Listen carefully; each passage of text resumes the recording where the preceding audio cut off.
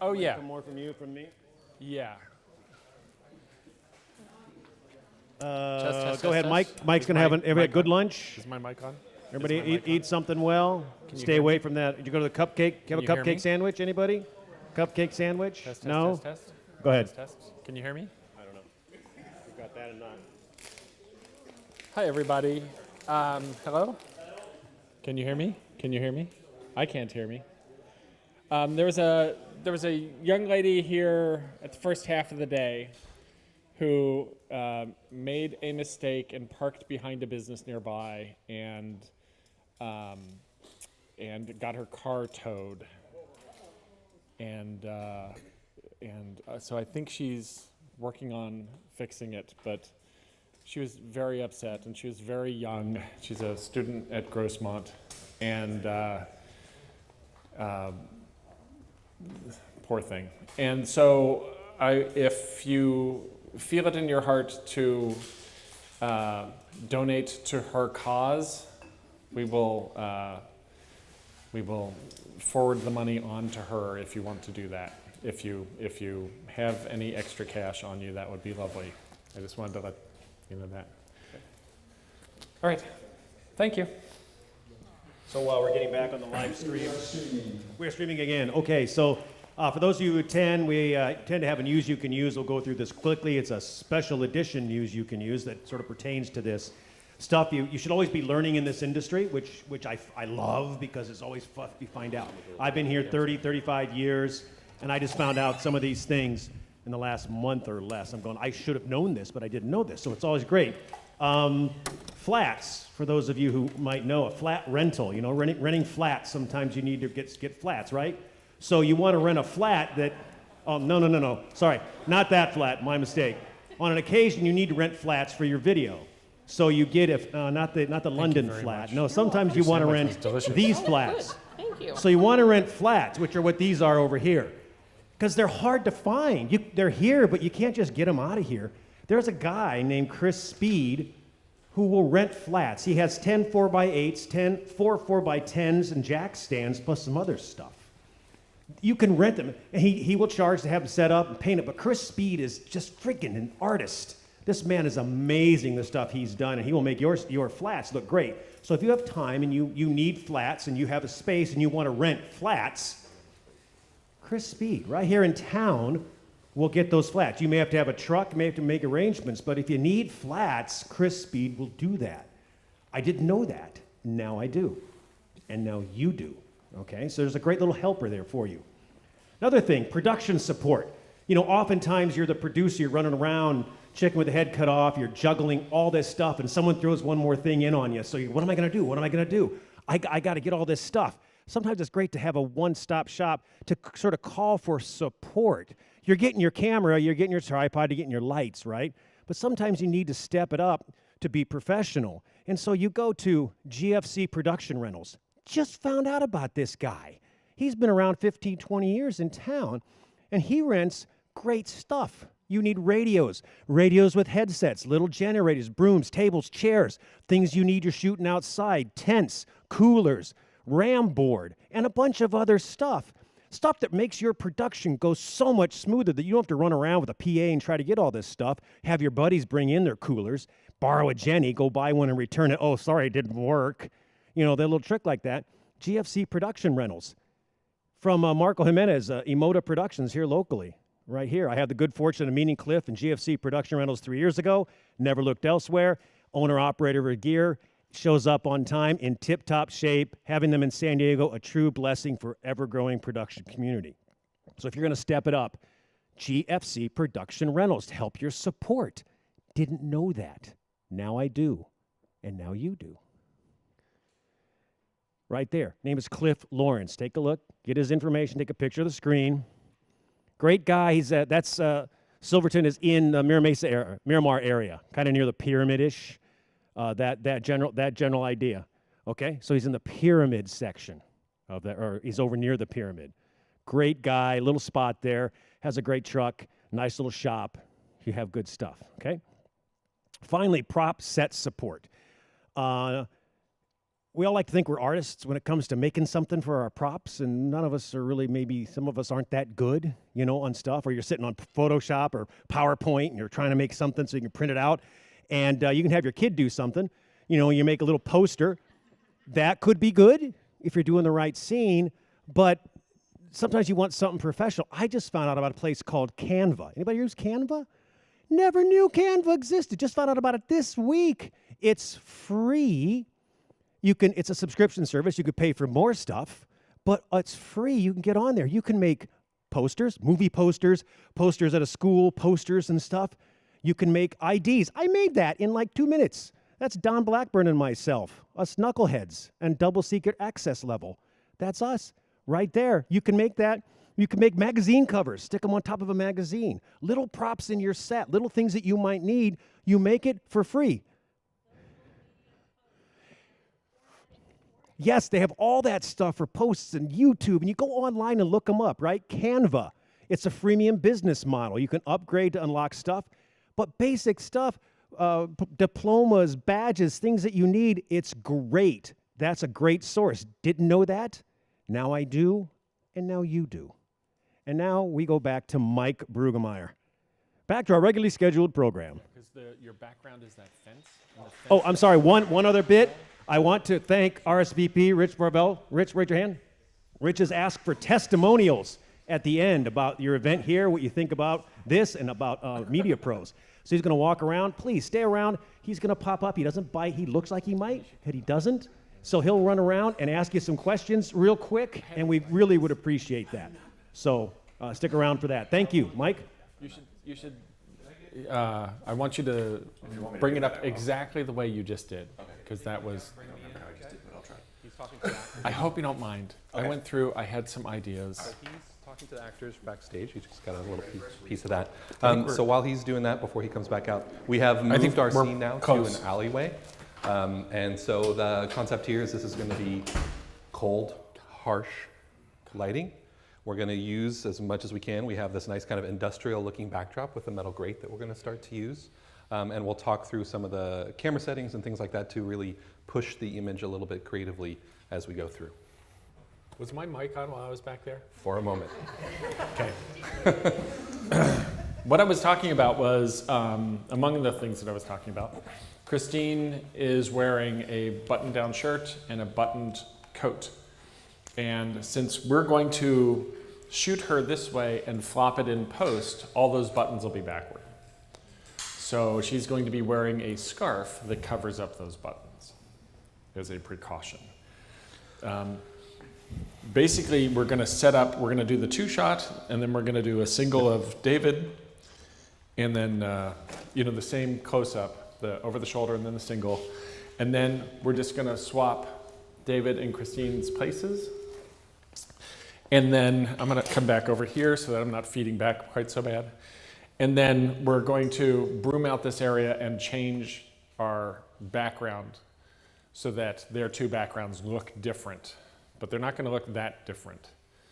But we don't have room to shoot that way, so we're shooting this way and we're flopping it. That's the one thing that, when I saw the location scout, and I recommend you do this, when you go to a location, you figure out your shots in your head of what you can get and what you can't get. And that way, when you're sitting down to write your story, you know what your limitations are, and you can figure out how to work within your limitations, but also maximize what you have. So during lunch, we set up some lights to get a jump start on this.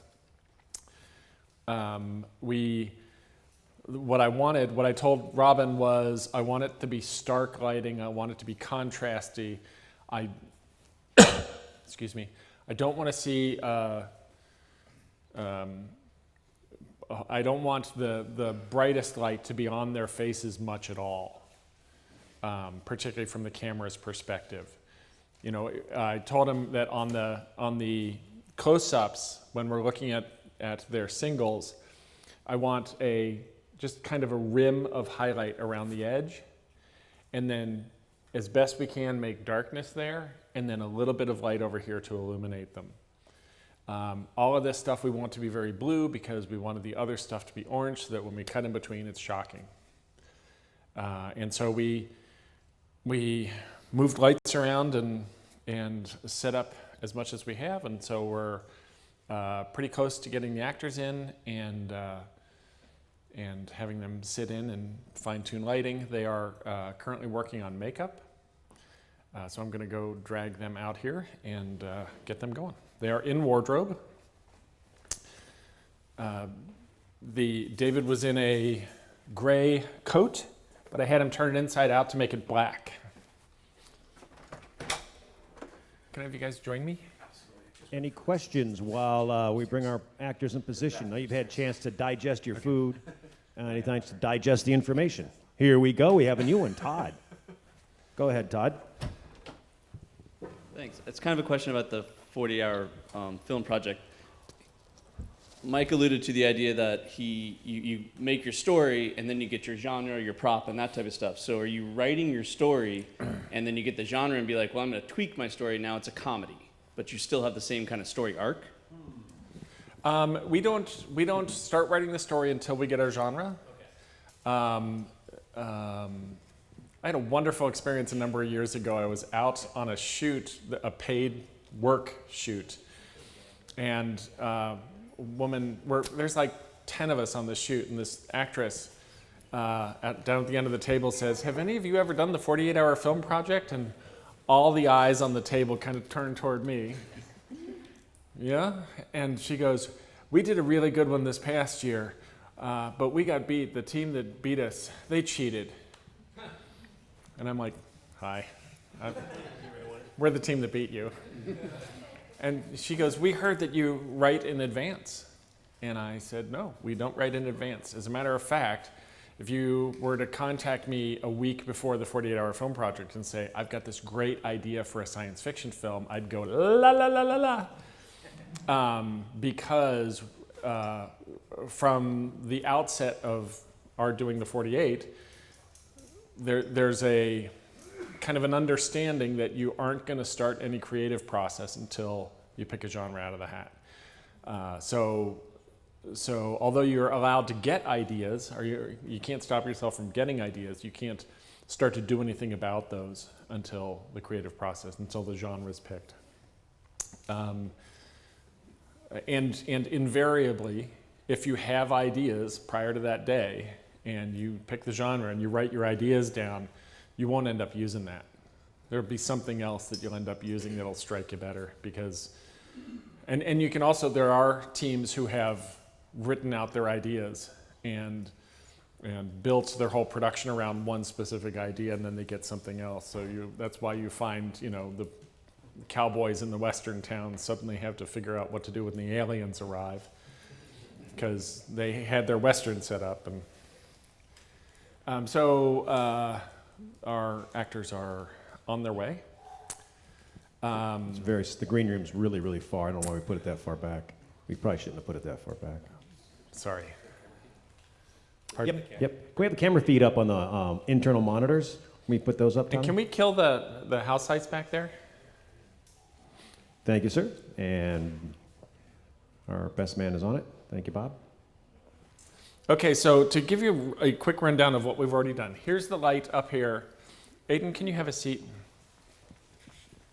We have a light, Robin's light, that's very bright, and it is 6,000 degrees Kelvin, so that's a little bluer than daylight, which is awesome.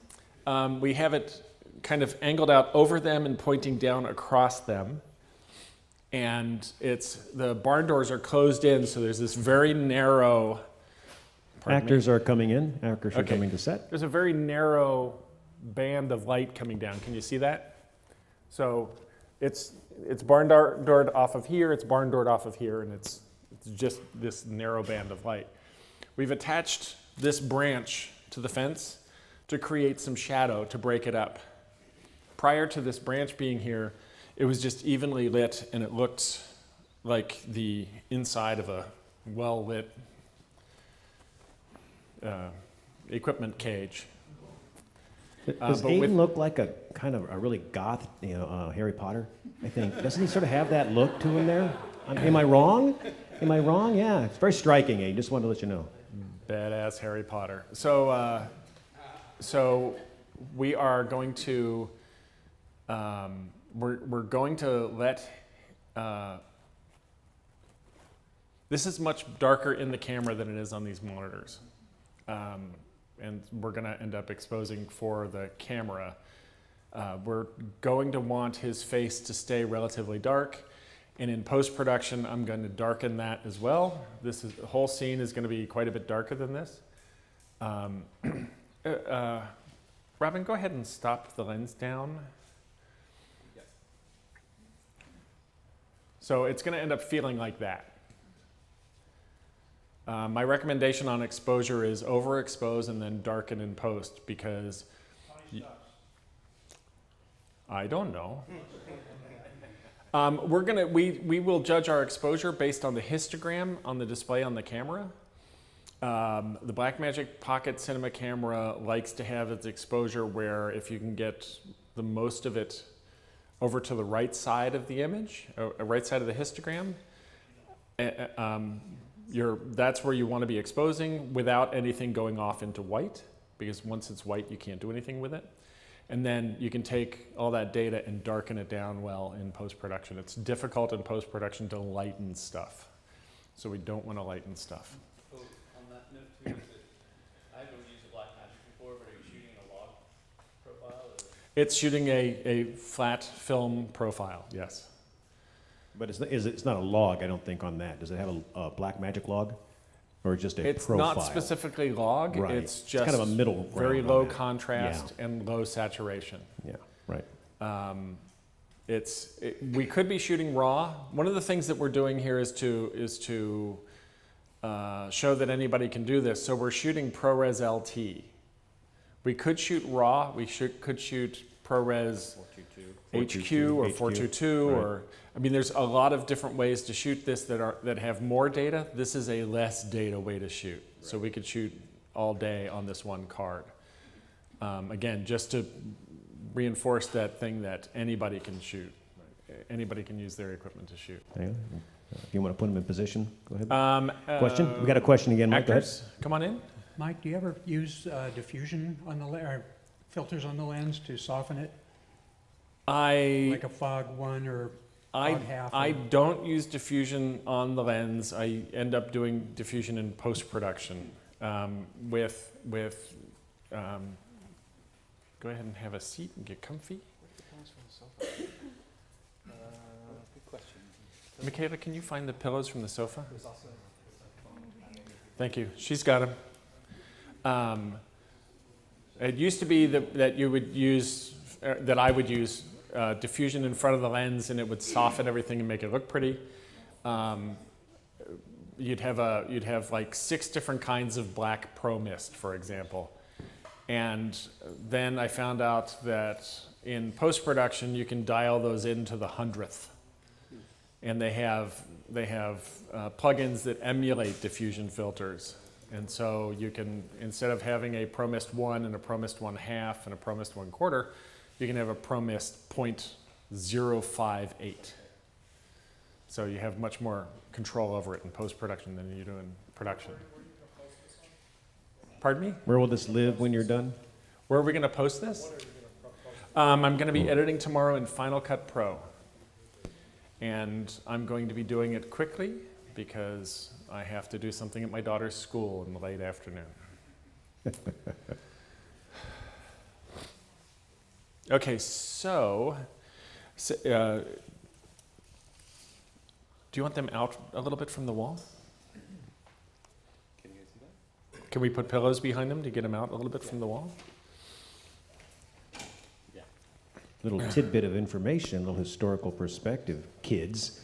Back in the day, we used to put nylon stockings on the backside of lenses before you put them into the cameras, which gave it this soft, funky look. Used to have directors who loved that. So you'd have sometimes a little shim with different kinds of stockings, you know, that would be on the back, a white stocking or a black stocking or a tan stocking you'd put on the back of the lens before you put it into the camera. and that gave you some softer edge, try to give you that filmatic look back in the day when you were using video cameras. I understand that's making a comeback, that there is this look again of doing that, but like Mike says, why?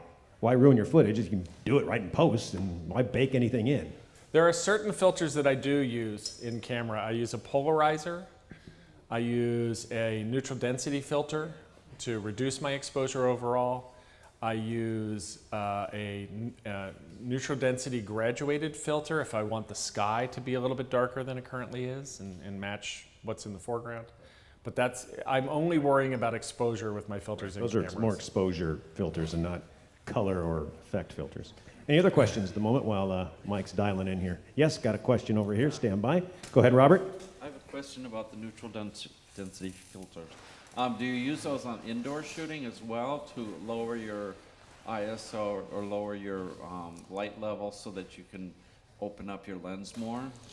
It depends on the lighting situation. There's occasionally I'll be in a place where I'm shooting and there's big windows and I won't be able to control them. So yeah, what I do is I set the aperture based on the depth of field I want, and then I use neutral density filters to get the exposure correct from there. So I'm not really using the aperture for exposure. I'm using it for depth of field and using my ISO and my neutral density to get the exposure I want. Does that have any effect on the quality of the image, or does No, it affect the image? it doesn't affect the image quality because I'm using good glass filters. Yeah. The one thing I'll say is, you know, I have a $500 camera with a $30 lens right now, but my neutral density filter was $200 some. My polarizer was $200 some. I will put really good glass in front of my lenses. And don't use variable ND. And don't use variable ND. What about the built-in ND filters? Those are great. Oh, okay. Yeah, if you have built-in ND in your camera, that's great. And I use that. I love that. And I totally miss that. We got a in my question, camera. new question. Wait. We have a new question coming in from the audience. No, I just want to know what's a variable ND? A variable ND is basically two polarizer filters that are screwed together. And when you rotate one on top of the other, it's basically like taking two things like this that are letting light through, and then as you slowly rotate them, they go like that and reduce the amount of light that are allowed through. And so it's a way to control your exposure, reduce the amount of light that's getting into the lens from out front of it. The problem with neutral density, the problem with Variable NDs is polarizers aren't meant to do that, and so you can end up with patchy neutral density, you can end up with moire, you can end up with a bunch of different things. Color shift. And especially on wide angles. And especially on wide angles. I would add to that point. I hate to tell people don't use stuff, but as long as you're aware of what could happen, because sometimes you're running and gunning, you're going indoor and outdoor, and it can be faster than taking the 3 off and putting the 6 on, and taking the 6 off and putting the 3 on. But as long as you understand that, some of the problems, you could be rolling on a camera and stepping out and it gets bumped. That's another problem. There's no set. They can get bumped and you may not know it, and all of a sudden your shot is black because there's nothing, because it got bumped, and now both of them are lined up and you get nothing. So just be aware that that's the problem with variable NDs. They can be a time saver, but they can also kill you if you're not paying attention. Are we at the same? And you can stack the other ones, but Does it feel it's like the if other you're running and gunning, that's great. You just got to take the time to unscrew it and screw it. And if you're in a hurry, you misthread it. Now you hosed yourself because you can't get them off. I think this is the So one where it's just he stuff looks to be away. aware of. Manfrotto, I want to say it's Manfrotto, makes it a magnetic kit. I can't remember the name of that. Someone might know that you can put your variable, your NDs on and put it on your camera. And then you just put your ND on, you snap it on it, it becomes a magnet. Yes. You pull it off and it magnetizes on. so So you we have to need the screw them lighting on. gang for that. But they're magnetized on, which is a pretty cool little feature if you do that a lot and go quick. It's a nice little thing to have. Oh, got a question from Earl. Right. Yes, sir. The variable density comes in handy when you're going from a panning, let's say, from a lighter scene to a darker scene. You don't want to use the stops on it, even if you have it. So that's one of the reasons you really need it. The rest of the time, if you're out on a big scene in a Western, it's not that necessary. You can use a 4 or 16. But they do come in handy, particularly those scenes, but you have to have somebody who knows how to pull it. It's almost like an indie puller, you know. No. Right. Yeah, just be cautious. Just understand that you're working with something that can completely hose you. Just as long as you know that, be aware. You're good. Michael? Okay, how are we doing? Okay, lovely.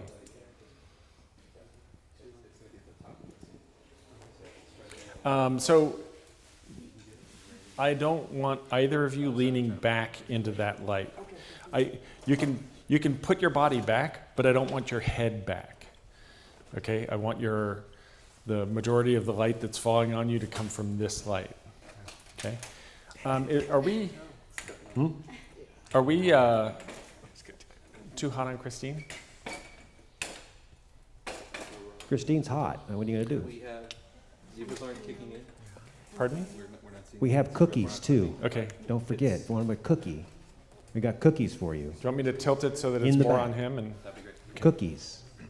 You'll hear them calling your name later. lights moving down? Cookies. So help yourself. So, folks, if you notice, this light was hitting Christine more than it was hitting David. And Christine has blonde hair, so it's going to show up a whole lot more on her than it is on him. So I'm going to pan it so that we're doing this, where it's going to be aimed pretty much right on David, and the spill is going to come off onto Christine. And the end result there is we're going to get an even exposure between the two of them, where he's lit up and she's also lit up. Except I positioned the light wrong. Am I right up against it? There we go. Yes, where the headlights are. You'll see the light come past. So in this shot, at the end of that first shot, he looks up and to the left, and then we're going to start this shot at that same moment. So she's going to be on his shoulder and crying. He's going to be kind of slumped with her, hopefully in the same kind of position, and he's going to look up, and headlights are going to pass, and I'm going to put in a sound effect and cinema magic. So let's try the... We need to move the branch of Loris. We need to move the branch of Loris.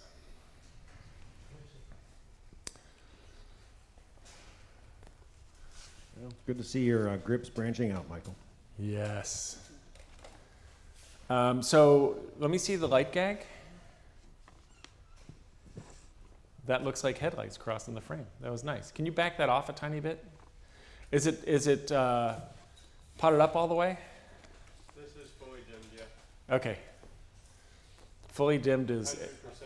yes, 100% is a much better way than saying fully dimmed. Okay, so let's rehearse that lighting gag. So this shot is going to start with David looking up and to the left, and that's what's going to motivate the light gag. Okay, Aiden? And I missed that. So let's try that again one more time. So David, you're kind of looking down. Down? Oh. If you remember the Yeah, I last, thought the cut was I was looking kind of uppish. well, this cuts with the previous scene. In the previous scene, you're kind of nuzzled up to her, and so I kind of want you to match that physical position. Oh, before I look up? Before you look Okay, up. got it. Okay, hang on. And Aiden, you're taking your cue off of David, and go ahead, David. A little bit slower on the pan, but that was awesome. After you. And Aiden, if you want to kind of do a right there and then go, that would be better. Make it look more, organic. All right, I'm going to get this down to the place where it's going to hear you.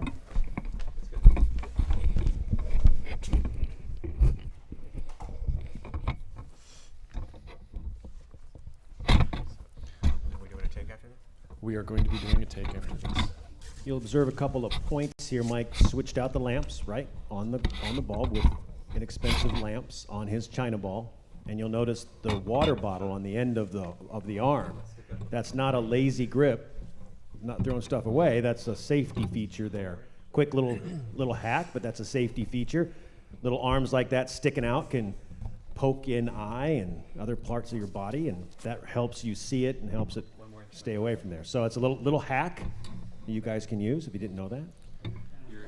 Tennis balls are great. Tennis balls are lovely because you can see them. And sometimes us old people forget things like that. So we make up hacks like throwing a bottle on the end of an arm. Okay, let me have you guys, I want to run an audio check real quick. I'm gonna die. No, you're not. We're gonna get you into rehab. Rehab is a joke. I'm just gonna die and it'll be over. No, I'm not gonna let that happen. I love you. We're gonna. We're gonna. Here's what I'm gonna do. I'm gonna get some heroin and I'm gonna shoot it, and it'll either kill me or it'll make me better. No, please, I love you so much. Please, we're gonna get you I'm clean. going to reverse just her close-up.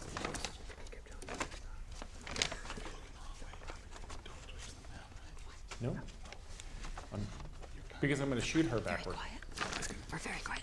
I'm going to shoot her backward, which is a phrase you don't really hear that often. I don't mind running the lines. Ginger Rogers did it backwards and in high heels. Right now I'm hunting down the audio cable because we didn't plug that into anything. Any other questions from someone we haven't heard from yet today? Any other questions? Now's your time. Mike loves to be bugged. Stand by for question from Tom Kinnaman. Stand by, Mr. Kinnaman. Should he really have been in the alley for a long time? Because he looks a little clean, maybe. I just did laundry. What do you want? David? That's pretty hot. Pull your jacket closed all the way. I got pizza back there. I can grease up my Thank you shirt. for messing with the creative, Tom. You want some grease stains on the shirt? It's a throwaway shirt. And this is much brighter than it's going to end up being. Should I do? So you're seeing more of No, it because it's gonna be dark. than we will end up seeing. Hold it close because I'm in a So coat. are you but getting sound? So it's cold. Very, very hot sound? Maybe. Yeah, but then you could see it's not symmetrical if you do that. You want me to pot it down? Yeah. So zip it. Okay. He wants it symmetrical. Let's do a sound check. I'm gonna die. No, you're not. We're gonna get you into rehab. Oh, rehab is a joke. Question coming in. Standing by. Okay, Marshall, 1 second. Go ahead, sir. So you guys are using a shotgun now, right? Correct.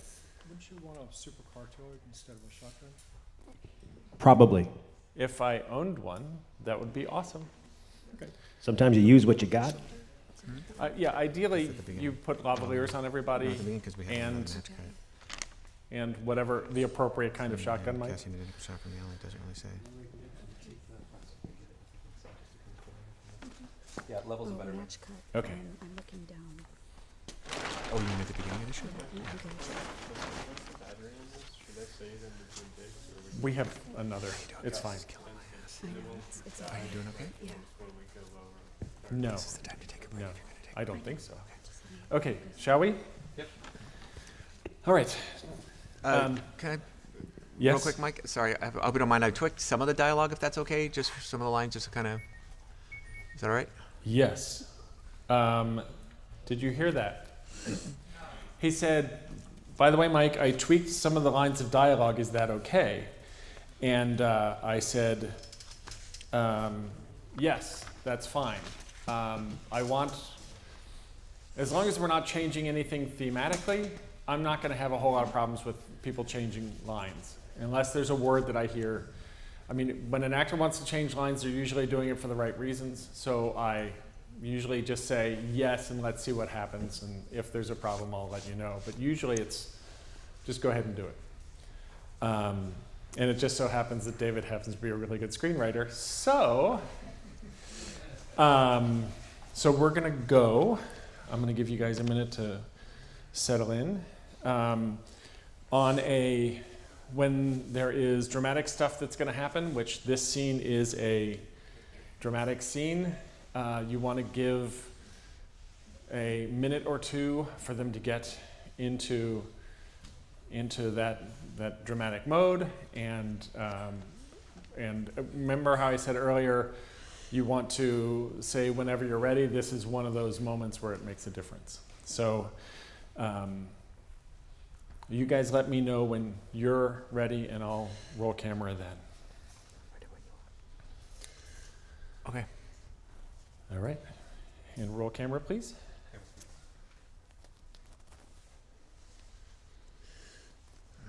And whenever you're ready. I'm gonna die. No, you're not. We're gonna get you into rehab. Oh, rehab is a joke. Okay? I'm just gonna die and I'll be over. No, I love you. We're gonna take you somewhere. Here's what I'm gonna do. I'm gonna get some heroin, I'm gonna shoot it, and it'll either kill me or I'll feel better, okay? No, please. I love you so much. Please, we're gonna get you clean. And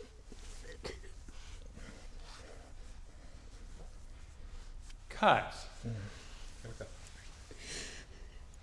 Yeah. Yeah, kind of like that, I think. That was lovely. I want to do one more where you're not twitching so much. Okay. And I want to, I want you to be stiffer physically. Okay. And you, on that take, you had a tendency to close your eyes. Okay. I'd like to see your eyes open but lifeless. Okay. Okay. Mike, do Yeah. you want me to just point at the top even if he doesn't make the cue, or he can make a cue? He will give you the cue at the beginning of the take. You need to. I think we have a question I'm coming in so real quick. sorry. Okay, wait. Yes, Kevin, hang on. The only question I had is that you can see his watch. Sorry. Do you want him to be able to see Thank the you. watch? Oh. No, we do not. We need to see his watch. You had something, Robin? Yeah, we're peaking when their volume comes up, so we need to bring the... Question was right on time. Can you go Right, into the thank you, menu Kevin. there? Maybe? You pay for good comedy, folks. And since you didn't pay anything, that's what you get. I'm low over at the mixer. That was a cough. So right now, Robin is listening through the headset to the shotgun that's this far away from David, and it's turned up too loud, and David just coughed, and Robin's head went like this. How's this? Quick mic check. I'm gonna die. no, you're not. No, we're gonna get you into rehab. Oh, wait. Okay, lovely. Lovely. Okay, we're gonna do a take two. Tell me when you're ready.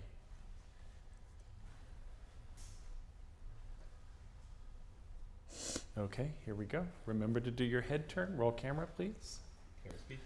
Settle. Quiet, please. And action.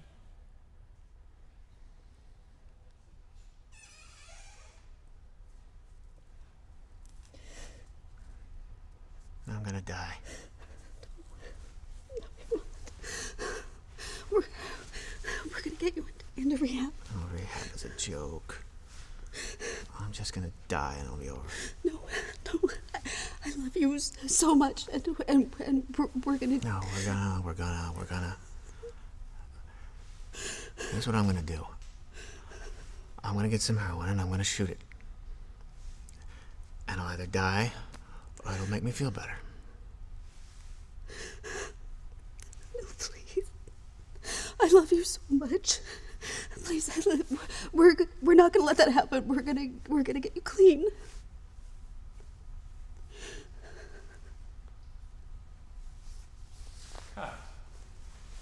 Lovely. That was awesome. I really liked I liked seeing your eyes. Made a big difference. So on to the second section. The dreaded second section. Okay. There's no gag for this, right? There's no gag for this. We will be doing the gag again on the close-ups, but that's it. Yep. And whenever you're ready, David, let me know. Oh.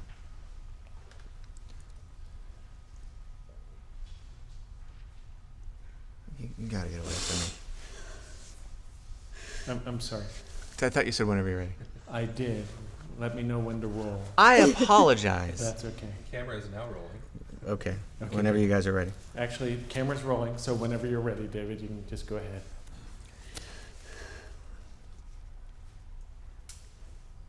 You gotta get away from me. I know I love you. I can't remember. buried. I need a hit, and it's so big, so close. I can't see anything else. Not you, not me, not us. Just the next hit. And that's what I'm gonna do. And I'll be dead, and it'll all be over.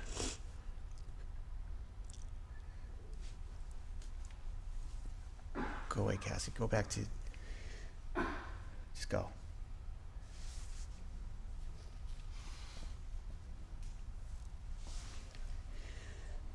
Cut. That was lovely. Good day. I'm gonna have you do that again. Okay.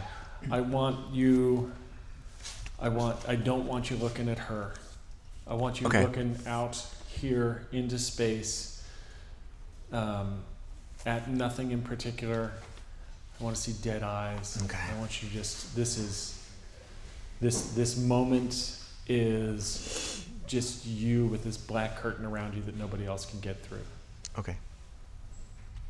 Okay.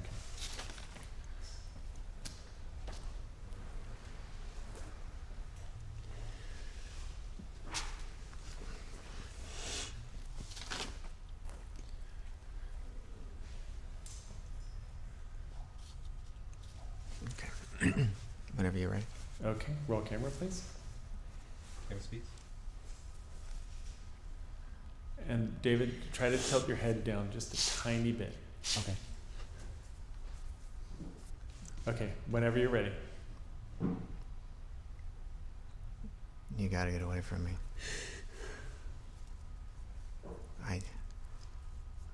I know I loved you, but I just can't remember it. It's buried.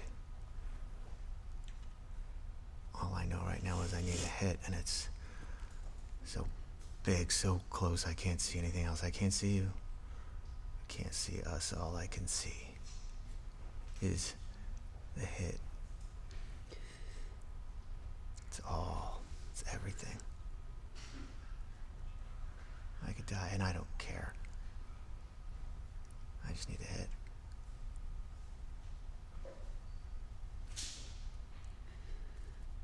Get away from me, Cassie. Get back to... Just go.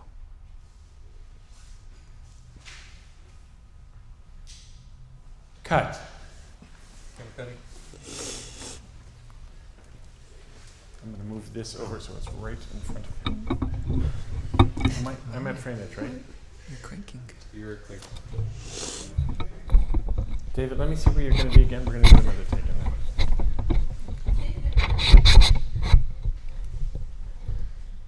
Can I get a frame edge, Robin? 2 more inches down. Any questions? Anybody? Anybody want to ask anything in between here?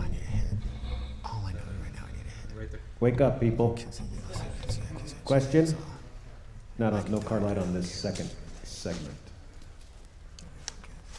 All right. This script is 4 pages long because there are moments in here that are slow. And if we rush those, they'll die. And so this may end up being 7 minutes long from a 4-page script. But you just have to let them breathe. Okay, you ready? Okay, roll camera, please. Camera speed. Whenever you're ready.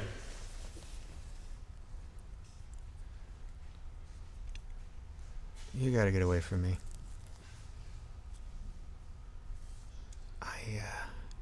I know I loved you,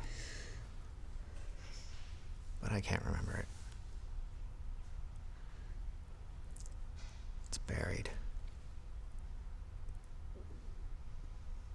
All I know is right now I need a hit. And it's so close, so big, I can't see anything else. I can't see you. I can't see us. All I can see is the hit. That's all. It's everything. I could die, and I don't care.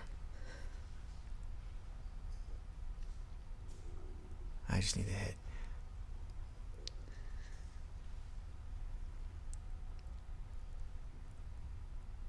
Get away from me, Cassie. Go back to... Just go.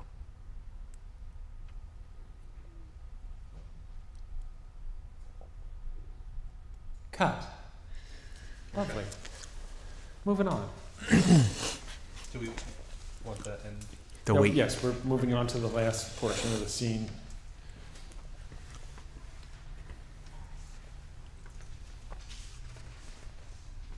And this is... Wait.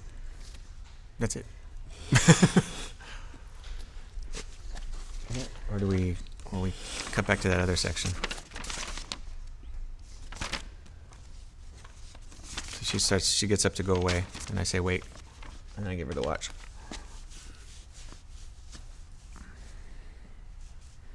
I want it at the beginning of this scene. All right, I wanted it at the end of this scene. Okay, oh, you want to keep going for that? Okay, I wasn't sure if you wanted that. I can do it again with the whole thing, but that means you got to get up to go. So after I say... Just start to get up to go. Yeah. Okay. So when I say just go. If you want to start later in the scene, we have... That was... You tell me what you want, and I'll give it to you. Let's start with get away, I'm done, go back to just go, and then... I'm done. Okay. And then you're wiping your tears and getting up out of the way, and you say wait, okay. And you pull your sleeve back. Okay, here we go. Okay. Tell me when you're ready, guys.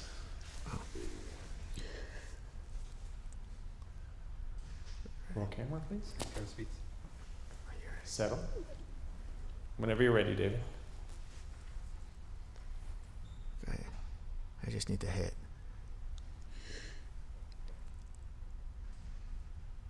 Get away from me, Cassie. Just go. I'm done. I'll get back to... Just go.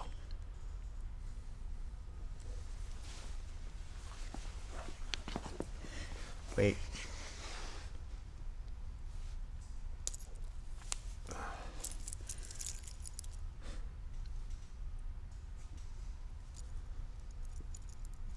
I'm amazed I didn't sell it.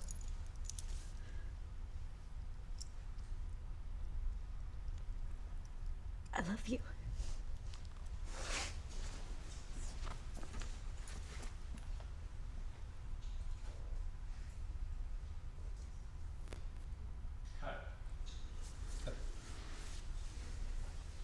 That was lovely, guys. Okay. Let's go around and get this. Don't sit down. Don't sit down yet, unless you want to, because they're going to move camera.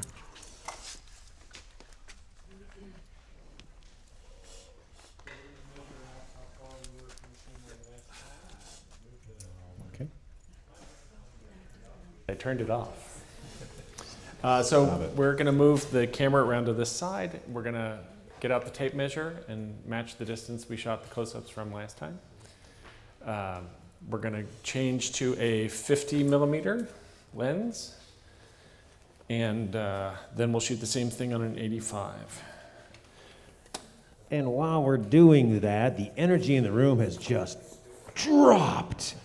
You know, that's that digestion mode, you know, where you're just kind of working through your food and going, I just need a nap. So,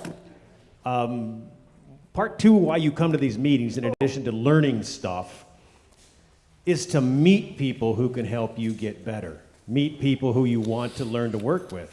Meet people in the industry. When you meet people, opportunities become more prevalent, right? So I'm going to ask you to take this opportunity to turn to somebody you don't know. And this is hard, and Mike has said it before. Everybody in this room doesn't necessarily want to turn to someone else. You're all scared to meet a new person.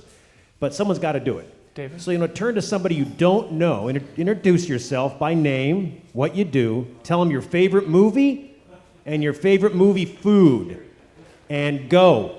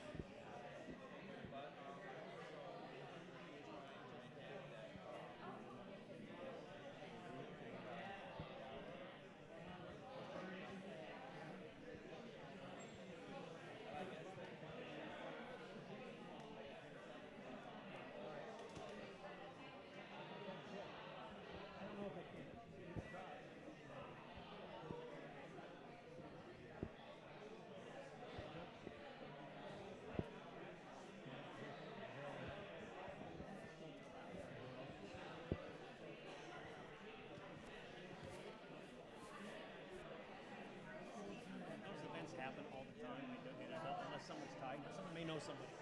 You would think that on their phones they're getting these things out. Yeah, I may have. I don't have books. About the lady who got towed, we can announce about this.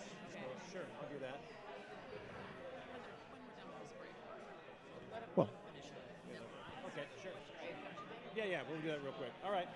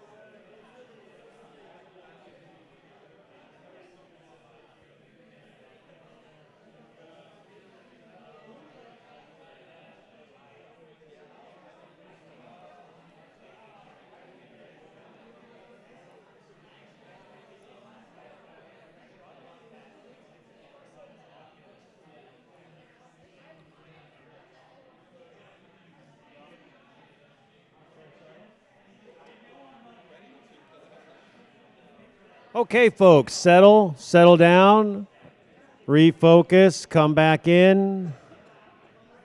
Settled. Geez, what have I done? Have I unleashed the Kraken, I think? Oh, my goodness. Okay, good. That's great. You're listening to me, which I'm not used to. So turn yourself around. We're about ready to start back up. Mike knows he has precious time. So we're moving forward. Okay, settle. Yes, I'm looking at you. Settle. There we go. Very good. We're moments away. I've been appraised that, unfortunately, we have to visit back into the real world momentarily.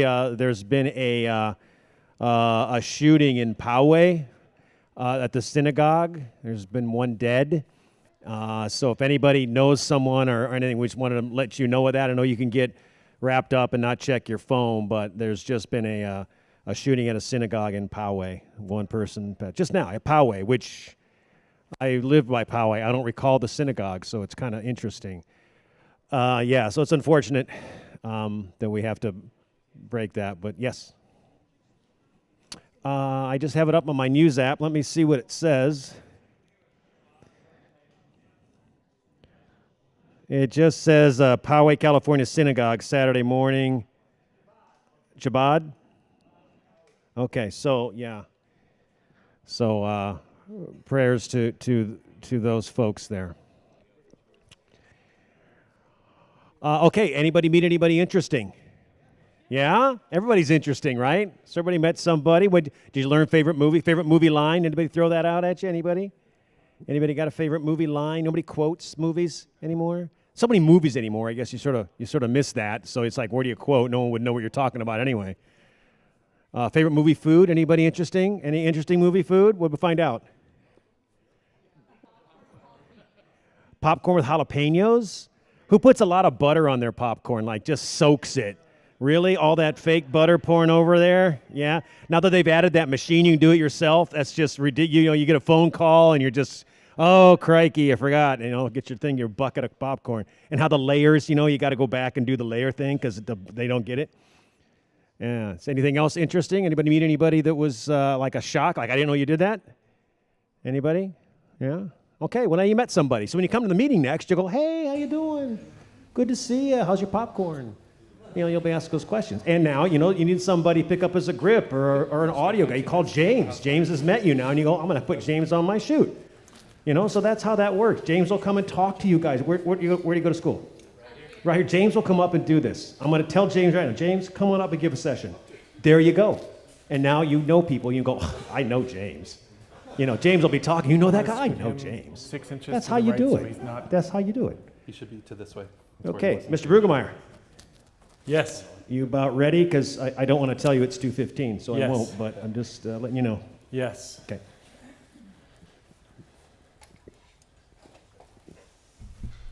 I'm going to tighten that before it hits you. Can I get a frame edge? I'm clear. It's rubbing against his forehead. Okay. I'm used to it. That's going to be good audio of his forehead. Okay, shall we? My forehead can do dialogue better than I can.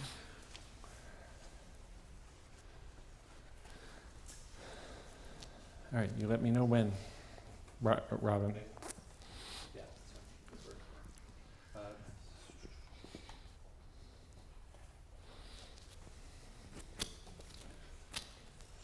Dolly, a little more. Going from the top and matching the previous shot, is that right, Mike? From here?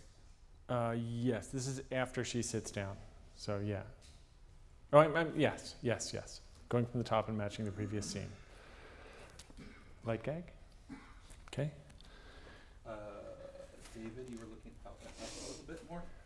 Your head is down on, was it down on her head? It started down on At her the start head. of the shot, yeah. Yeah. We're trying to match cut to Well, then I come up like this. that. Yeah. So yeah, your head was down. Yeah, your cheek is against your head, but you're looking kind of, your chin is turned more. Aim your face to left. forward. To your left. Oh. Like that. Okay. That's your match. Okay. There you go. Christine, scoot your head down a tiny bit. And David, put your head. There you go. There you go. All right, ready? 1 sec. Check focus. Camera ready? Okay. Are you guys ready? Going from the first section. All right. Okay. Okay. Roll camera, please.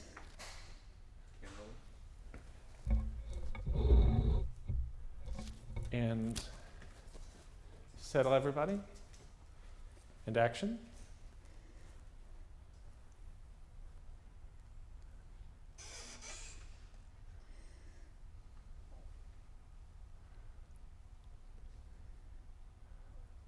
I'm gonna die.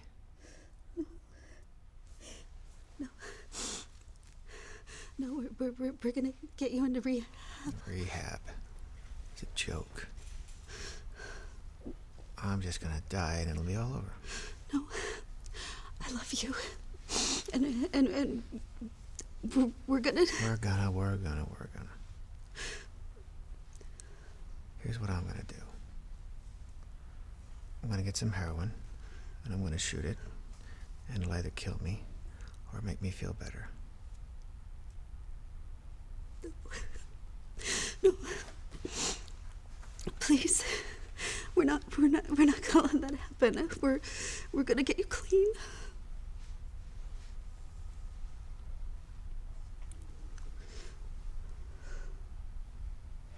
Cut. Camera cut. That was lovely. For you, Robin? Yeah, I just need to give myself some room to kind of Do you want your knee pad? Where's your knee pad? Sure. I'm on my knee pad. Are you on your knee pad? Okay. Oh, yeah, I didn't like that. I need to find a focal spot and just stick with it, even though it's not something I want to do. Cookies. Do you hear that? Cookies are calling. I heard that. For this one, since I didn't like it. What? Please, my Great. since I didn't like it. Bananas.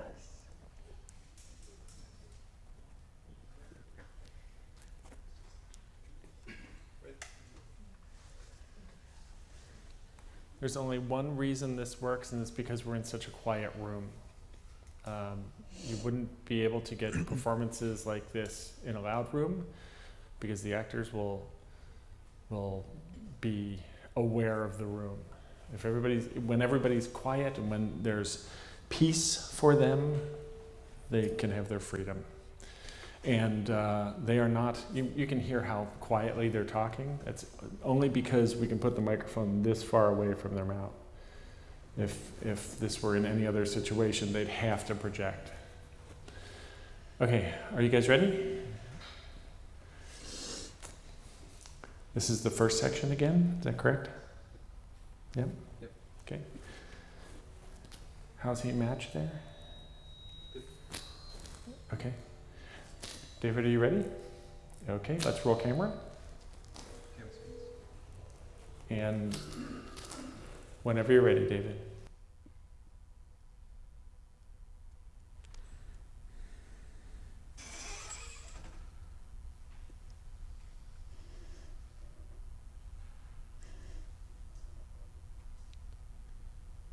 I'm gonna die.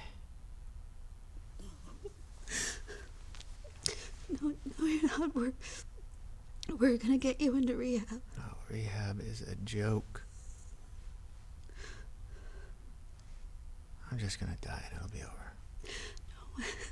No, I love you so much. And we're gonna... We're gonna... Well, here's what I'm gonna do. I'm gonna get some heroin and I'm gonna shoot it.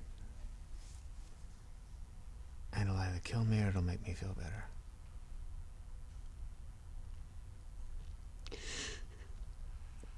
No. No. Please.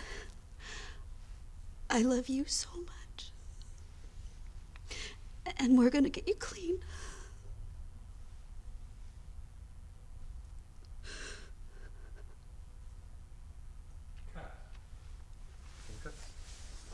Cut.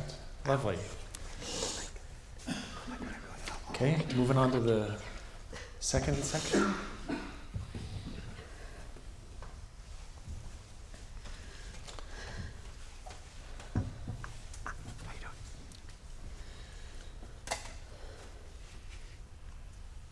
For those of you who do camera, who like to do camera, if that's what you want to do, there's a little hack right there. There's a little knee pad you get.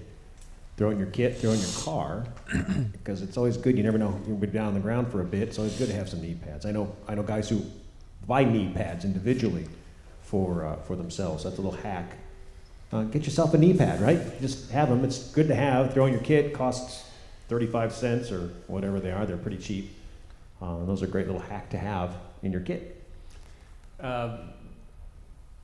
Home Depot has knee pads for tile workers that Velcro right on over your jeans, and they're awesome, and I use those.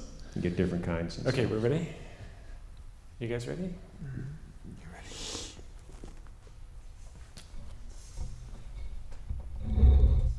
ready. Okay. We're gonna roll, is that okay? Okay, roll camera, please.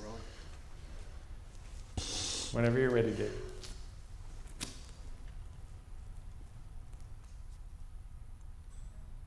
You gotta get away from me. I know I loved you, but I can't remember it. It's buried. All I know right now is I need a hit, and it's so big. So close I can't see anything else. I can't see you, I can't see us. All I can see is the next hit. It's all, it's everything. I could die and I don't care. I just need a hit.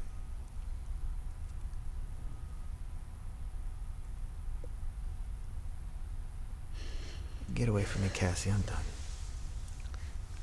Go back to... Just go.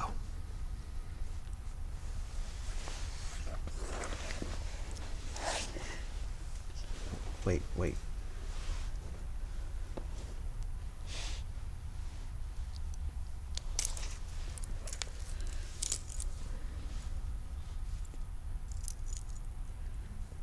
I'm amazed I didn't sell it.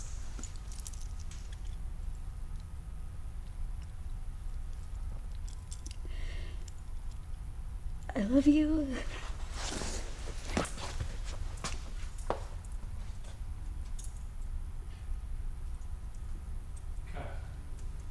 Okay.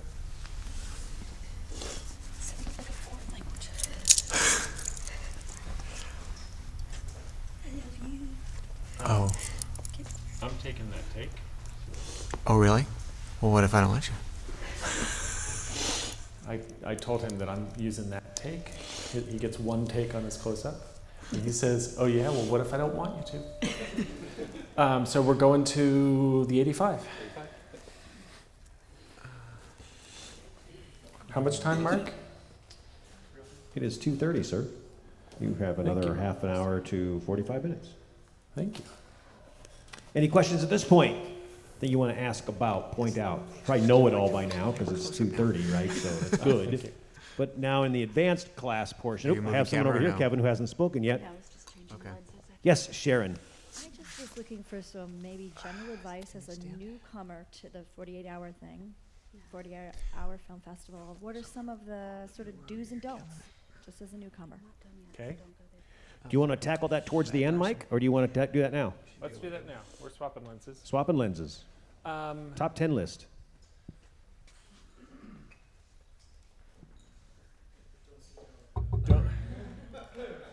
Don't do more than you can do. Don't bite off more than you can chew. Do something simple, straightforward.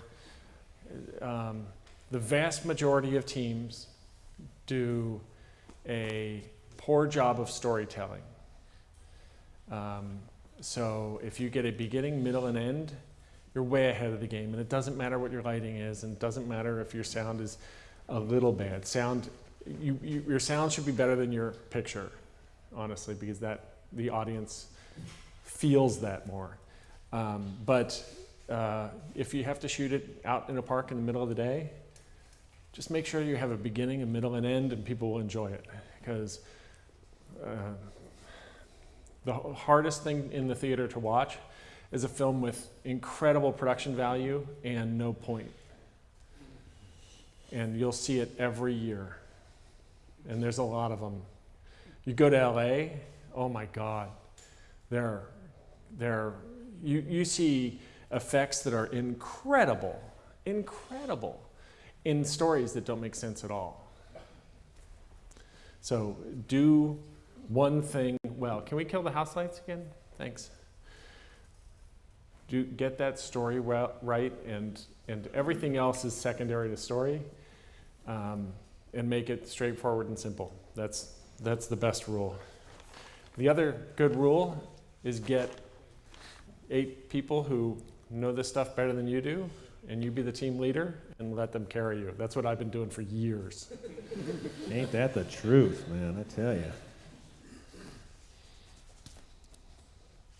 And on that, logistically, if you want to have 3 locations, try to put 3 in one. Don't try to think, I can go to 3 houses. What kills you on these things is company moves.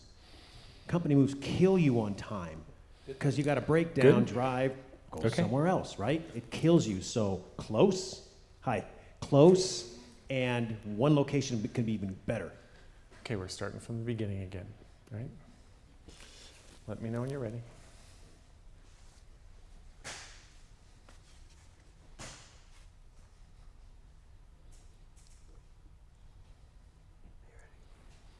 Okay, roll camera, please. And whenever you're ready. Aiden, light gag. Let's start over, sorry. Copy. I thought this was not the top of the scene. It was on the scene. We're doing the top of the scene. Copy.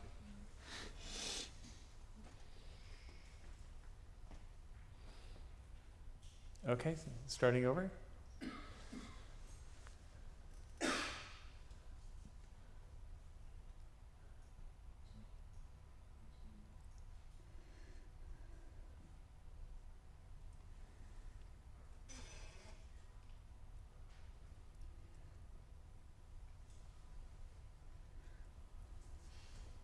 I'm gonna die.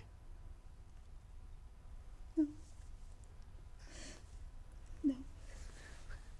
We're gonna get you into rehab. No, rehab is a joke. I'm just gonna die and it'll be over. No. I love you. And we're gonna. We're gonna. Here's what I'm gonna do. I'm gonna get some heroin. And I'm gonna shoot it, and it'll either make me feel better or it'll kill me. No. Please. I love you so much. But we're gonna get you clean.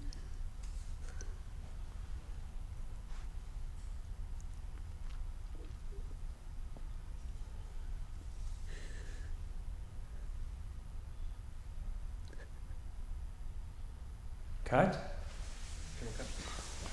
And we're going to do one more, and for me to see it, I want you to do one where your head is really heavy and you're wiped out. You have no energy left, almost catatonic. Mouth hanging open a little, just wiped. She's got one of her hairs sticking out the side of his face. You don't like that? Mine?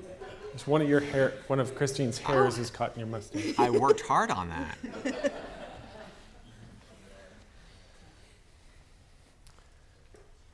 Okay, let me know when you're ready. Robin, Are we from the top? from the top. Your zebras are going off. Can you? Yeah. Set to 100. The zebras are set to 100. See this? That area is going to be white no matter what I do to it. That's what zebras mean. Okay, you ready? Yep. Okay, here we go. And David, whenever you're ready.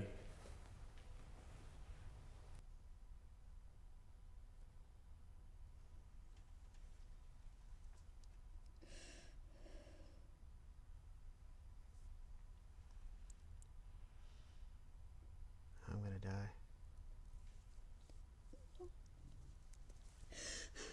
No. We're gonna get you into rehab. Oh, rehab is a joke. I'm just gonna die and it'll be all over.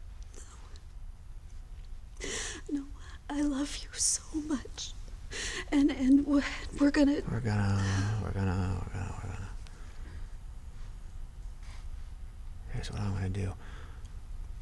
I'm gonna get some heroin and I'm gonna shoot it. And they'll have to kill me or it'll make me feel better. No. No, please.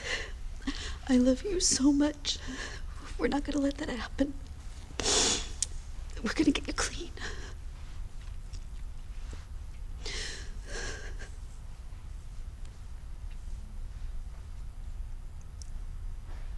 Cut. Lovely. And now the other portion of the scene.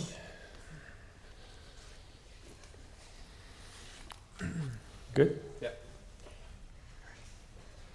Let me know when you guys are ready. Okay. Roll camera, please. Camera speed. And go ahead, David.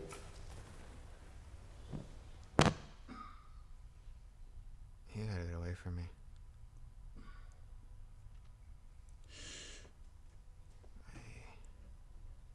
I know I loved you, but I can't remember it. It's buried. All I know is I need a hit, and it's so big, so close. I can't see anything else. I can't see you. I can't see us. All I can see is the hit. It's everything. I could die and I don't care. I just need the hit.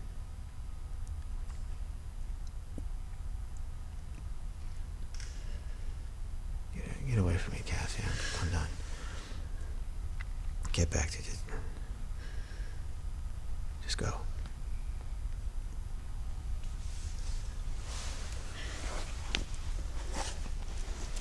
Wait.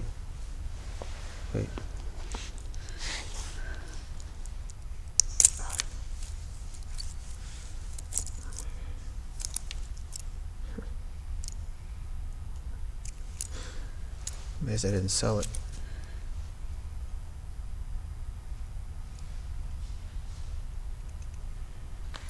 I love you.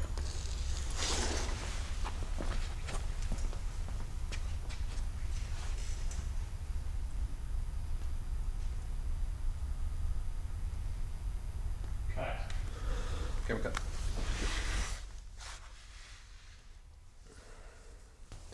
There was a moment where David's chin poked down below this line where I'm going to be masking. But I'm watching this, knowing that I'm going to be masking, knowing that at that moment I can reposition the frame up and keep it in the frame. So as a from a mental standpoint, I'm watching it for what I can fix in post, and that was fine. Okay, let's swing around and get to the other set of shots. Which means that you guys are switching position and we're redressing the set. Alrighty, 2:36. In case you were wondering. Aiden? Questions? Can you put some comments? Yes, sir. Stand by. red Stand by. gel on that light. Okay. And just go put right it ahead. over in the corner, and we'll I just guess dim it's it kind up of as the a DP reflection of the because fence. before they went from the kind of wide shot to that first close-up, you said let's measure the distance between the camera and the actor to match the first one. Why was that important to match the first one when this is a whole different scene? Because these are going to intercut together. That first scene, she's saying, congratulations on 3 years clean and sober. It's been a long 3 years. We finally turned a corner. And she leans on him and he leans on her. And then we cut back to this shot directly. And we think that it's them looking back on this as this is what was happening 3 years ago. So we think it's a flashback. We find out at the end of the film that it's a flash forward. But And so the size of their head in relation to everything, that's why that's... yes, because I want to do an actual cut where it all stays in the same part of the frame. And I'm putting all that pressure on him.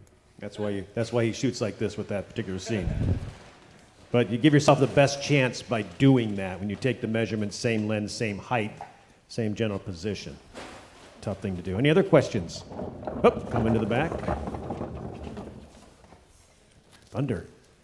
Yes, Michael. I have two questions. One is who's responsible for sound in this setup? Meaning, what does that mean? Like there's no sound person. There's a microphone in place and the DP's listening in through the headphones. Is this the DP's job to say, all right, sound is good, or is that someone else's job? I'm just confused on... Yes, it is the DP's job to say the sound is good in Because this the DP's not doing anything else. Oh, sorry, second question. Hang on. Okay, and then this is a team of 6. And just a moment ago, Michael said, you know, get the 8 best people around you and have them carry you. What's the ideal amount of people to have on a team for a project like this? Interesting question. Somewhere in between 1 and 118. It depends on what you're trying to accomplish. There are teams who try to accomplish a lot, and so they will establish a huge crew. They will know going in that they are ready to do green screen compositing and 3D animation, and they're going to be, you know, I mean, there was a film a number of years ago which was amazing where the opening shot is a jib shot over La Jolla, over the beach in La Jolla, over the rocks, and out on the distance, in the water, is a pirate ship. Okay, that's hard to do. But they knew how to do it, and they had the team to do it, and they got that shot first thing in the morning and ran that back to their animator who 3D'd a pirate ship into the ocean. And I mean, they had a big old team with a bunch of people in specialties, and that's what they were trying to do. Let's ask it this way. What would you put on a crew, Mike? What would be your minimum to make this happen? If you had a choice, what's your minimum requirement? What would you love to have minimum-wise if you could have a good person in each spot? What roles would you want to fill? Oh, I want a good camera person. I want a good sound person. I want 2 lighting people. I want 2 actors. Someone keep count. I want 2 PAs. I need grip clips for this. That's probably it. As kind of a minimum, as a small crew. So there's 8. That's why Mike said 8. Then you want to go your next level. Would be lovely to have a makeup wardrobe person, someone on top of that. Maybe you should have it'd be great to have a producer, but your producer might be one of their crew people. But it'd be great to have a producer sort of running the show, looking ahead, keeping you going, that kind of thing. Someone running the script. Pardon me? Yeah, that's true. Yeah, editor. Often, that's a great call. Yeah, your editor is somebody on your crew who's not on your crew, but makes that happen. Yes. So typically you've picked somebody. That's a separate sort of selection from that. But again, editor is critical, absolutely critical. Hang on. Yes, Robert? When you're working with higher density files like ProRes and RAW, what kind of computer system do you think you need? I'm shooting with ProRes LT today, and you can play that back on any computer as long as it can play ProRes. I don't know if you have a PC that can play back the ProRes codecs, any PC, any specs will be fine for that file because it's a really a low file size file. Yeah. You need if you're shooting 4K or 5K with the red, you're gonna need a beefy computer. Yeah, you've got a great guy right here with Robin who is friggin' brainiac when it comes to that kind of stuff. Patrick Espinosa is another brainiac right back here. These guys know this stuff. Good questions about computers. They're good people to ask about that because they can really help you. Hang on, right here. I had a question about how many writers do you usually have on the team, and is there someone who operates as sort of a showrunner, has the final say in the way the direction the script is going? We have one writer on our team. That being said, I sit with her while we write. The purpose for that is I know what we can accomplish, and I know how to accomplish it. So if she's writing something and says, Bob elevates off the ground, I need to know how to accomplish that. And so I tell her to write something else. Fewer writers means less conflict. I've worked on teams where they've had 5 writers and it's just been brutal. But what I would say is one good writer. And as a director, my job is to make sure that we can accomplish it, so I'm kind of in there as well. Earl? Yeah, on your sound guy, you give him the authority to do a cut in case something comes in that's on the sound that's not good. So, a lot of the people you hire, they're a little timid, you know. They'll let the whole shot go through and then say, well, or say nothing, and there's a little thing in it, because they're afraid they're not going to be asked again. So what I do is I say, look, if you see anything that's at, either you raise your hand, we'll continue with it, or we'll just cut it if it's that bad. You know, sometimes you used to have these linear CBC or whatever that came from cars and they ruined everything. So what do you do in a situation like that? Because I've had sound come back when they even say, oh, it's okay, because they're afraid not to be hired back. Then you listen to it later and there's something in the background and, you know, everything is spoiled. Right. A good sound person will cut takes. There's only 2 people who, I'm going to put that another way. Generally, there are only 3 people who are allowed to cut takes: director, sound person, and cameraman. Okay, so you give them authority. Yes, I give them authority to do it, and I want them to do it because if bad footage is a whole lot worse than a delay. A lot of the beginners, they don't mention that to their sound guy. Well, a lot of the time, the way sound works is, oh, you're the sound guy. Yeah. I mean, it's not video people tend to have a video mindset, and it's not a priority, which is awful. That's what they director do, because they Can we kill the house lights, please? Okay, we got to keep moving along. Yes. Let me ask one question while you're setting up here, Mike. Let me add a caveat. For safety reasons, anybody can call a cut. If somebody sees something that's unsafe or dangerous, starts on fire, live electrical wires, light bulb is exploding over actors, absolutely call a cut, even if you're a PA, because you're saving a life or saving somebody from injury. That's a rule. That is correct. Kevin, quick question? Going back to the editor. Are you let's say ISOing you filled down? up your card and you want to send it off to your editor. How do you let the editor know what you've shot and what scene it is and that sort of thing? Do you, and I know it's a 48 hours, so it's hard to really log all your footage, but do you have someone logging the footage, like this take is this scene or whatever? Every team is different. On our team, because we have an abundance of wonderful people on our team, we have an assistant editor on set. We have a camera assistant who's putting a slate on every take, and every slate is different. Every slate is accurate to that take. The assistant editor is going through and relabeling the takes with the take number. Then they will log those takes as to if one's shorter or longer, or you only a partial. And then sometimes they'll even do things like in Final Cut, you can make auditions where there's a whole different selection of how Bob reads the line happiness, you know. It's a DIT, the DIT's job is to make sure that the video is being captured in a way that is accurate to what they wanted in pre-production. So their DIT is just controlling white levels, black levels, contrast, and color, primarily, and making sure that it's stored in a good way. Shall we? Yes.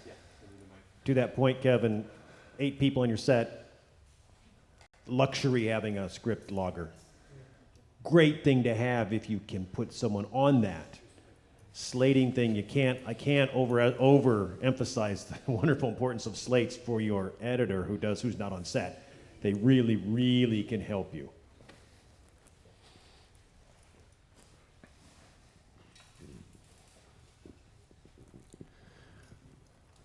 So Robin, is this red distracting or is it working?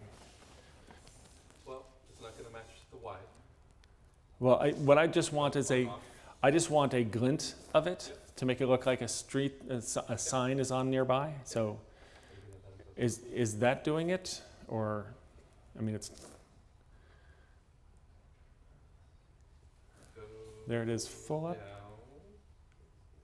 That's probably a good amount. Okay, I just want to make sure that the background looks good and different. Think of it as a street light off in the distance, and that's a reflection of it. Okay, shall we? Yep. All right, so it does look good. That's a beautiful, beautiful boom you have there. Okay, you ready, guys? Okay, here we go. Settle, please.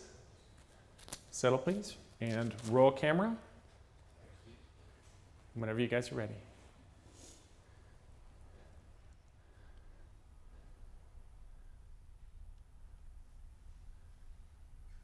I'm gonna die. No, we're gonna get you to rehab. Oh, rehab is a joke. I'm just gonna die and it'll be over. No, I love you. And we're gonna. We're gonna. Here's what I'm gonna do. I'm gonna get some heroin and I'm gonna shoot it. And it'll either kill me or it'll make me feel better.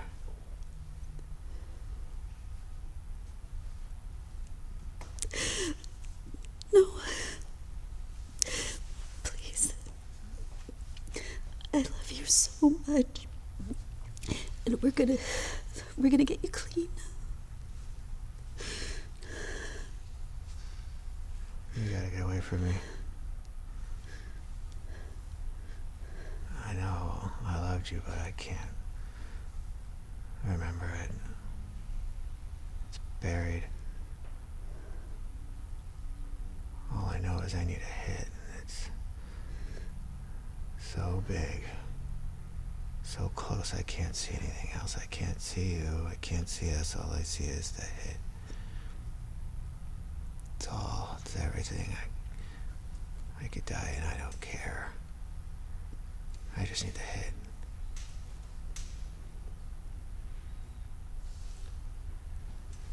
Get away from me, Cassie, and get back to. Just go.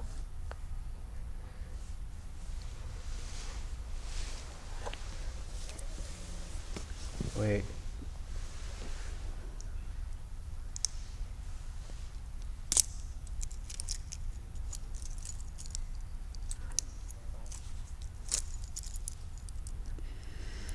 I guess I didn't sell it.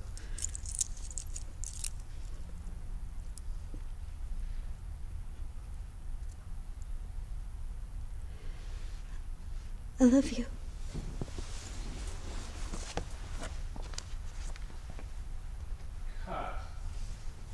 Okay. That was lovely. Thank you for going all the way through. Oh, no worries. I don't know why that didn't occur to me earlier. It didn't occur to me earlier either.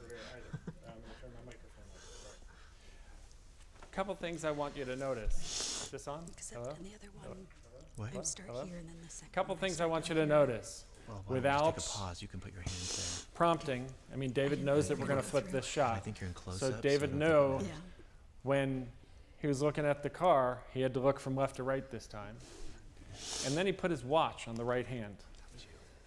So that when we flop it, it's on the correct hand. That was very smart, David. Oh, the watch was her idea. That's, but looking in the other direction was awesome. Okay, so you're right because they just rolled right through all the takes. But I'm not going to use the car headlight in this shot. It's just for his moment because I'm going to hopefully cut on that. That was lovely.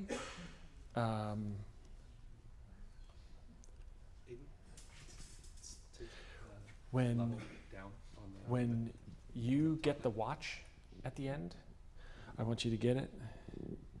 And I need you to hold it up kind of high in frame so I can see it. Okay. And then say it to the watch. Yeah. And then you can give him a glance back, but okay. Lovely. Are you set? Yep. Okay. So then I can do it again. Oh, you can do it again. We're gonna go again. Let me know when you guys are ready. Ready whenever you are. Are you ready? This is your scene, so let me know. Getting focus. Camera set. Okay, you guys, you ready? Okay, roll camera please. Camera speeds. And whenever you're ready.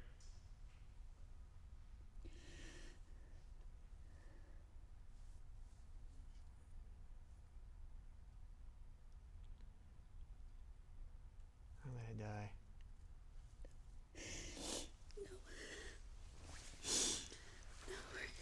We're gonna get you into rehab. Oh, rehab is a joke.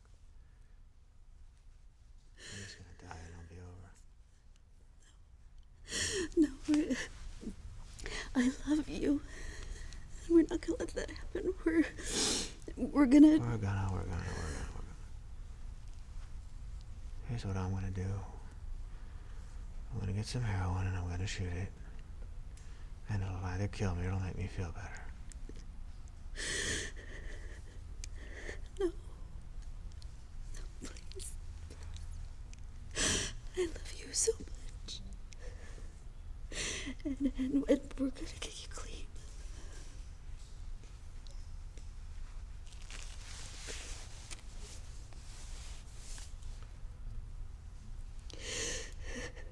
You gotta get away from me. I know I loved you, but I can't remember it. It's buried. All I know is I need a head, and it's so big, so close. I can't see anything else. Can't see you, I can't see us. All I see is a head, it's everything. I could die and I don't care. I just need the head.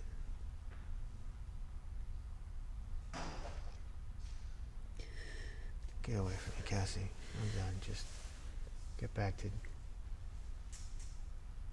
Just go.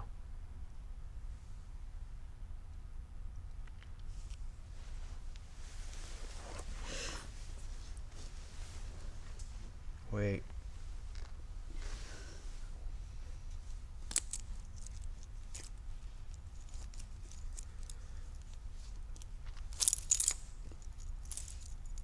At least I didn't sell it.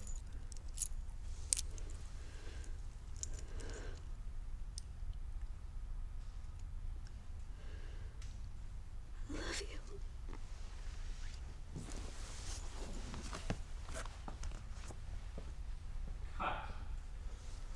Cut.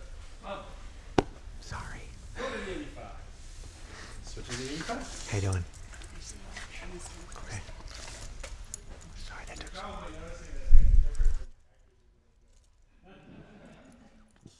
Huge difference. Questions? Comments? Cookies? Okay, there's still some coffee that might even be hot-ish. From I borrowed that from a catering friend of mine, so it might still be warmish. There's hot water back there if you want to make tea. Got some cuties. Anything else? And scotch. Scotch is back there. Scotch tape. Anything else? Harold, you've been awfully quiet. There are 40 different genres, and they pair them up. Oh, hang on. We have the voice of an expert here. Hold on, Harold. Go ahead. There are 40 different genres that we choose from. They pair them up into two, and then we have to choose one. So my question is, how many locations can we realistically plan for in advance? And what would those locations be to try and cover as many genres as possible? In terms of locations, there's two different kinds you can legally use, and those that can interpolate from incomplete data. The ones you can legally use, people who volunteer their houses, people who have a great pool, people who have a long driveway, that creepy guy in Hamul who has a house that looks like a strip bar in Reno. But you ask among your team, you ask among your friends, you bother your doctor, whatever you can get. You want whatever you can get. But the thing is you have to write it in a way that works. So if you can get a doctor's office, hey, that gives you the freedom to write in a doctor's office. And then all those other locations, alleys. We shot one in Lakeside, That's correct. where we shot on an abandoned road, or not an abandoned, just a road that nobody goes on because it was a Saturday. Right. We shot with the camera sticking out of a car, shooting another car driving. Correct. We shot outside of a Burger King. Correct. In Lakeside, and I went in and said to the manager, we're shooting this little film. It's about this woman who gets out of jail and is going back into society, and she discovers that all of her friends are even deeper into drugs and crime than they were when she was, what? House lights, please. All of her friends are even deeper into crime and problems, and she's having trouble dealing with that. And the manager says, oh yeah, I know dozens of people like that. Yeah, you can go ahead and film. So ask permission, but yeah, there's a lot of stuff. But logistically, going back to that, right? It's got to be manageable. Don't try to shoot in Lakeside and then shoot down in San Ysidro, and then my third shot of the day is up in North County, because you're going to kill yourself on time, right? And in that shoot, we shot the getting out of the jail in one location on the road, and then climb in, and I'm gonna 500 yards down the road, we shot their driving and stopping. One location, two spots, saved a ton of time, right? So those are the kinds of things you do when you see it. Okay, here we go.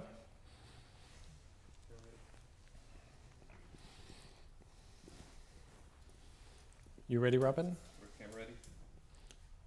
Okay, guys, let me know when I can roll camera. Okay, roll camera, please. And whenever you're ready.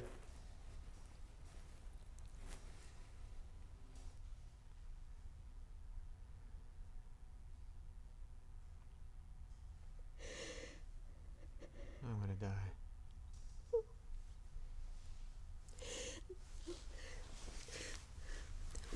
We're gonna get you into rehab. Oh, rehab is a joke. I'm just gonna die and it'll be over. No, I love you. I'm not gonna let that happen. We're gonna. Here's what I'm gonna do. I'm gonna get some heroin and I'm gonna shoot it. And it'll either kill me or it'll make me feel better. No, please.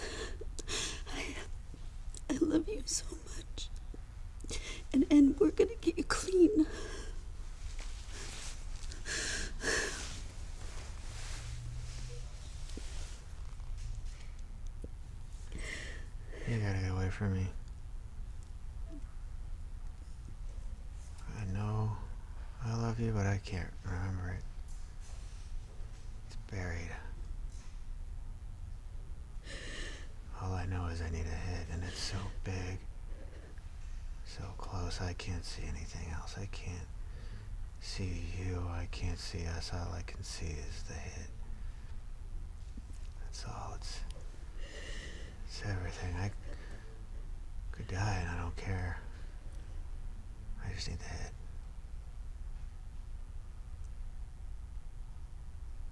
Get away from me, Cassie. I'm done. Get back to just go.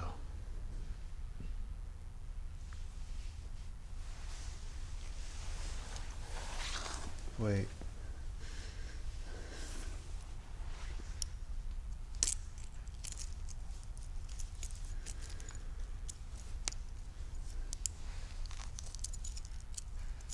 Amazed I didn't sell it.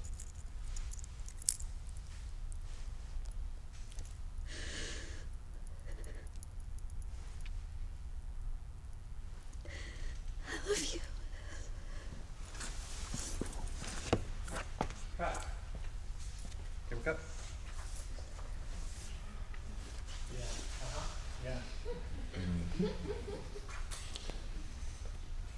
That was lovely. We're going to do it one more time.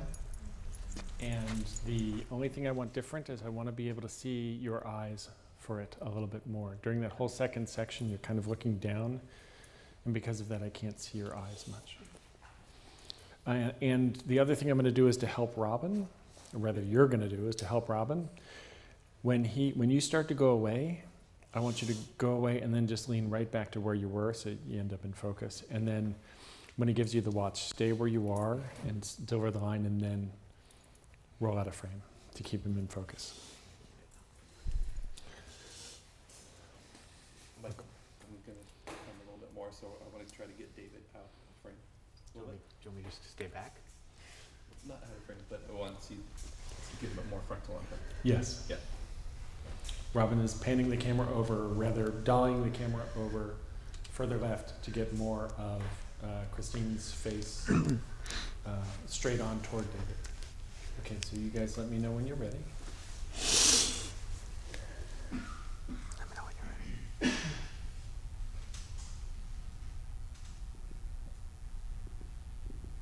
Okay, let's roll camera, please. Camera speeds. Whenever you're ready.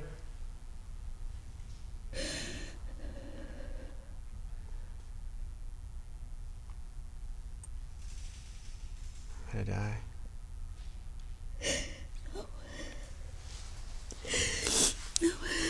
No, we're gonna get you into rehab. I already had a joke. I'm just gonna die and it'll be over. No, I love you. We're not gonna let that happen. We're gonna. Here's what I'm gonna do. I'm gonna get some heroin and I'm gonna shoot it. And it'll either kill me or I'll feel better. No.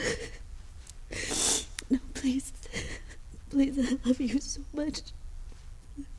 And we're gonna get you clean.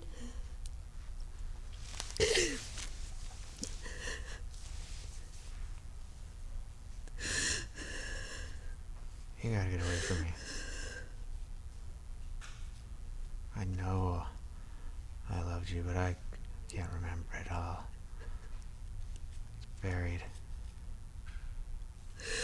All I know is I need a hit, and it's so big, so close, I can't see anything else. Can't see you, I can't see us. All I see is the hit, it's all. It's everything. I could die and I don't care. I just need the hit.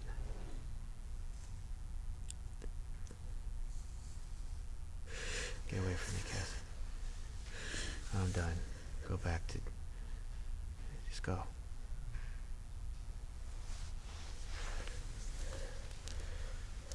Wait.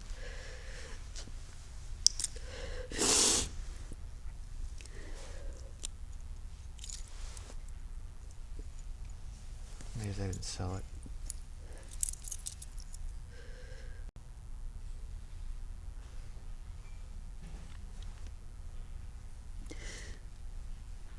I love you.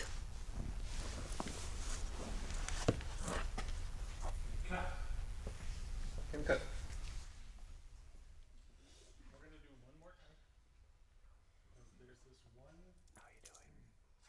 There was one piece of hair going right here which hit the light and jumped out and became a distraction. I usually don't retake stuff for stuff like that, but that was distracting. One hair. And this is where, as an AD/producer, I would go, just understand that's 306, as long as you're okay with that. We got another scene to shoot, and Mike would make that call. And I'm not yelling at him, but I would let him know that, and he would know that, okay, get one more shot at it, because he still has to shoot one more scene, one more portion potentially. So, Mike, do you also we want to make sure we see the watch, right? That's all I'm saying. up to her? Do you want to try to do that when he calls her back for weight? No, because I'm not doing a shot of the watch because I have the shot of the watch from the other scene. Okay. Pardon me? I have the shot of the watch from the other scene. He's going to reach for it here and go to take it off, and then we're going to cut to the other scene where it's warm and beautiful. You're never and going to just see it by received itself in this scene. Right. Okay? Copy that. Okay, you guys ready? Tell me when. Okay. These are the things he gets to solve.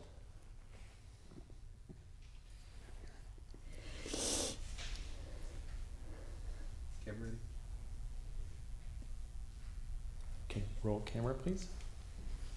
Camera speed. Settle, please. Quiet.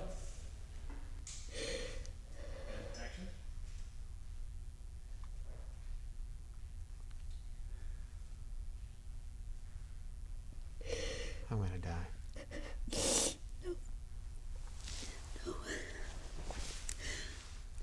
No, we're gonna get you into rehab. Oh, rehab is a joke. I'm just gonna die and it'll be over. No, I love you. We're not gonna let that happen. We're gonna. Here's what I'm gonna do. I'm gonna get some heroin and I'm gonna shoot it, and it'll either kill me or it'll make me feel better.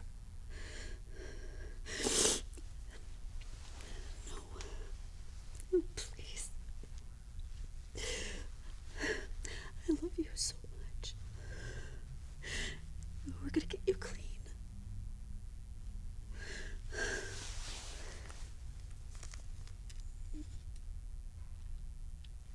You gotta get away from me.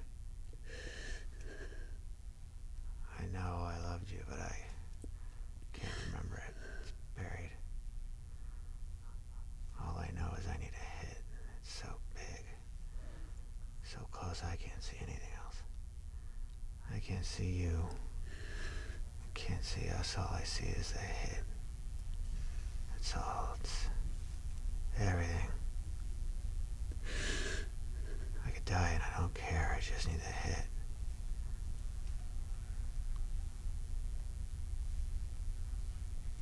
Go away, Cassie. I'm done. Go back to... Just go.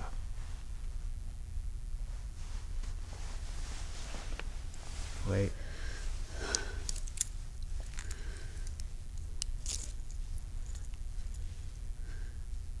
Amazed I didn't sell it.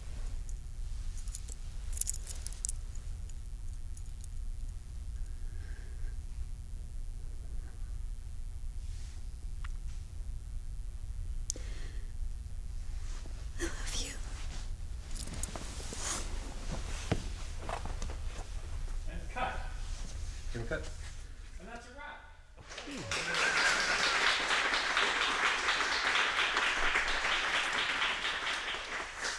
House lights up. That was well done, well timed. David and Christine. A big round of applause for David Rains, Christine Gatlin, Robin Martin, Aidan Keltner, and Michaela Palmer. Yay.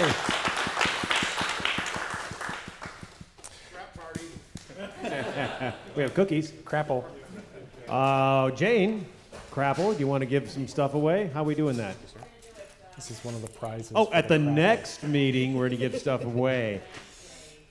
22nd, where's it going to be? Hangar B, which is in Kearney Mesa-ish area by Montgomery Field. Yes. Hangar B. So May 22nd, you want Crapple, come get that. And the grand prize for the Crapple is this Rolex. Wow, well done. Any final questions? Yes, hang on, go ahead. For like a low budget production shooting on an iPhone, what is a good advice for sound, like for miking? That's a good question. That's a tough one because you can get adapters that'll bring external amplifiers or mixers into an iPhone. Probably the easiest way to do that. It's going to depend upon what you're using for post-production and for editing, but you'll probably be more versatile and get better sound if you use a secondary audio. So in other words, you're recording your sound on a digital recorder separate from the iPhone, and then you marry the two in post. But you need to make sure your sample rates and frame rates and things are consistent. And another one final one here. I have a question about the genre. If I pull Western, I'm sunk because I don't have any cowboy hats or horses or six-shooters. But can I put cowboy hats on everyone and make a comedy, or what? Or you can rethink the genre. Okay, a cowboy story can happen in an office. It can happen. Die Hard is a Western. If you just think about that cowboy in a different frame of reference, then you can tell it in whatever genre you want, whatever way you want. Make it clear that he's a cowboy. You have to make it clear that there's that he thinks he's a cowboy, or that he has that cowboy attitude. You have to tie it into something, but you don't have to. He doesn't have to ride a horse. He doesn't have to wear a hat. A question over here. Do you have a hat? Do I have a hat? Yeah. Yes. Can I see it? Oh, jeez. I didn't. I fell for this trick once, and I had this black band on my head for it was awful. For years, I've branded myself with a red baseball cap, and then somebody else. It's a different reason. Oh. Well done, Mr. Harrington. Well done. So this is the hat for the young lady who had her car one towed. Earl, real quick. I'm sorry, we'll stop at John since he's on his way. Oh, okay, Earl. Quick question. One last one. Yeah. What is the real function of a director? My sort of opinion is to be able to follow the story. Thank you. He's doing Thank handouts. Wow, okay. To sort of follow, my opinion is to follow the story, to make it go forward.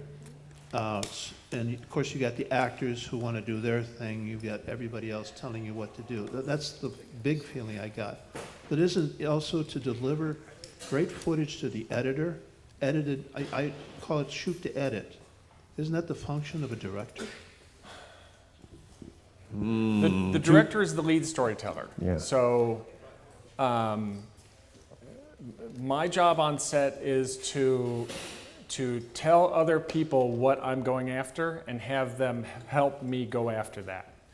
So, for example, with this script, I wrote the script fairly clearly. I sent instructions to the actors. I told the actors what I wanted, but they carried that really, really well, and probably further than I would have. David rewrote some of it to make it even more compelling.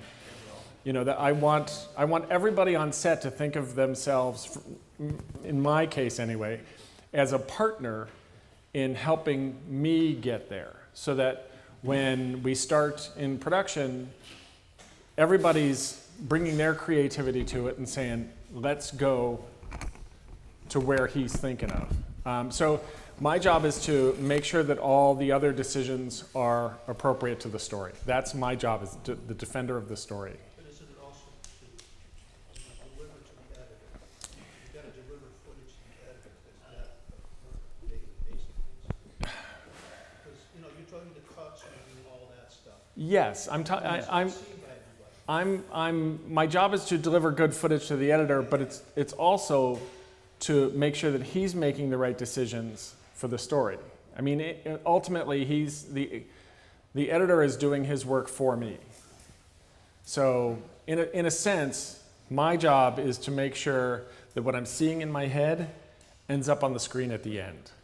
Right. Michael's job is to make the decision to have a living room with two people sitting on a couch against one scene, and then I want to shoot it here, and I want it to be dark, and I want it to be that. That's his job. That's his vision. That's what's in here. That's the value of the director. Delivering extra footage to your editor is awesome, and your editor can help tell that story in a way you didn't think. But without the director having the vision to say, this is what I want, nothing happens, right? With the story that Mike writes, he has the vision of how he wants it. And as I said earlier, everyone else may have shot that story differently. This is Mike's story. That's Mike's story to tell, and that's how he did it. You can't do that in the file, so you have to create on set. No, not necessarily. Mike could have made the decision, this is going to be one long dolly shot.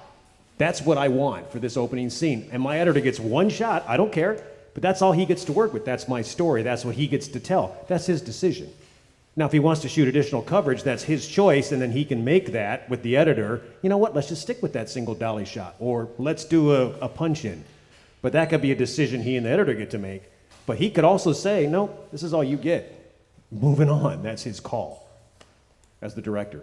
So for tomorrow, what time should Ooh, we watch the good question. screening, basically, and how long do you think that'll take? We're slated to go from 9 to 3. And I still have to talk with people to make sure I can do that. If I can get online prior to 9 somehow. Will it be videotaped after? I mean, will it be able to be replayed later if you don't watch the live stream? In Theory. Yes. The answer is yes. Yes, the answer is yes for now. Don't hold us to it. Thank you all so Yes. much. I love you people. Thank you all for coming. If you enjoyed this format, let us know. If you hated this format, we lose our number. Either way, let us know one way or the other. If you like what we did today, if you think it was a cool approach to this, because it's something we haven't done before, or not. And don't forget to visit the man with the camera at the door. Tell him what you thought, and be honest. We'll use the good stuff, but go ahead and be honest, and let him know. And thank you, Tom Dunn and Catholic University. John Paul the Great. If you would like a tour, Tom is willing to give you a quick little nickel tour of the wonderful facility. If you're thinking of having someone go here or you want to come here, Tom is in the back there in the hat, and he'll give you a quick tour. Thank you. Pardon me? Yes, and follow us on social media, SD Media Pros. Where are we, Mickey? Tell them where we are. We're on Facebook, we're on what do I Twitter, do we're with on this now? Instagram, What's we are that? on LinkedIn. So where you're at, we are. So follow you. us there, share the content if you like it, and give us just your feedback. Tell us what you want to see more of. Thank you. All right, get out of here. Tip your waiter. Oh, wait, got one thing here from... I work professionally in San Diego as a grip and electric, doing what I just did. I'm going to leave my card by the door. Grab a card and hire me. Thank you. And ask him why he wears so much, because I didn't see him touch anything on his belt. He just really looked cool, but I didn't see him touch... Oh, he touched that, yes. None of that stuff works on his belt. It just looks cool. Yes. How do you watch the stream for tomorrow, Mickey? Mickey, how do we watch the stream for tomorrow?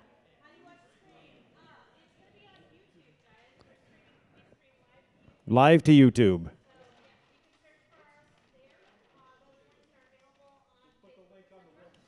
Link on the website. Okay, link on the website, stream to YouTube. All right. Have a nice day, everybody. Be a good director.